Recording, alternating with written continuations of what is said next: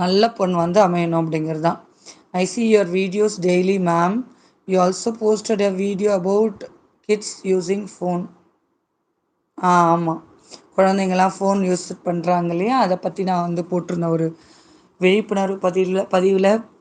அதாவது ஃபோன் பார்க்குறத விட குழந்தைங்கள் வந்து புத்தகத்தை எடுத்து படிக்கலாம், அவங்கவுங்க பிடிச்ச புக்கை படிக்கலாம் அப்படிங்கிறது. அதே போல் பிளாஸ்டிக் வந்து உபயோகப்படுத்தாதீங்க, அது வந்து கேன்சரை உருவாக்குது அப்படின்ற விஷயத்தையும் நான் என்னுடைய பதிவில் குறிப்பிட்டிருந்தேன். ஏன்னா பிளாஸ்டிக் வந்து இன்றைக்கி வந்து நம்ம எப்படி ஃபோன் வந்து ஒரு அங்கம் ஆயிடுச்சு, அது போல் பிளாஸ்டிக்கோட தான் நிறைய நம்ம ட்ராவல் பண்ணுறோம் இல்லையா.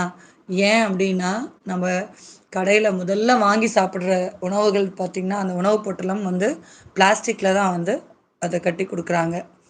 ஸோ அதை சாப்பிட்றதுனால நிறைய பிரச்சனைகள், நரம்பு சம்மந்தப்பட்ட பிரச்சனை, தைராய்டு பிரச்சனை, கேன்சர், மெயினாக கேன்சர் தான். இது வந்து நான் சொல்லலை, டாக்டர்ஸ் வந்து இந்த விஷயத்த வந்து கன்வே பண்ணுறாங்க. அதனால் முடிந்த வரைக்கும் நீங்கள் வெளியே போகும்போது எவர் சிலர் பாட்டில் எடுத்துகிட்டு போங்க, எவர் சிலர் பாக்ஸ் எடுத்துகிட்டு போங்க. அதாவது ஒரு பிரியாணி வாங்குறீங்களோ, இல்லை ஒரு சால்னா வாங்குறீங்களோ, ஒரு குழம்பு வாங்குறீங்களோ, எதுவாக இருந்தாலும் பிளாஸ்டிக் கவர் யூஸ் பண்ணாதீங்க அப்படிங்கிறது தான் என்னுடைய தாழ்மையான வேண்டுகோள். இதை நான் மறந்துட்டேன்.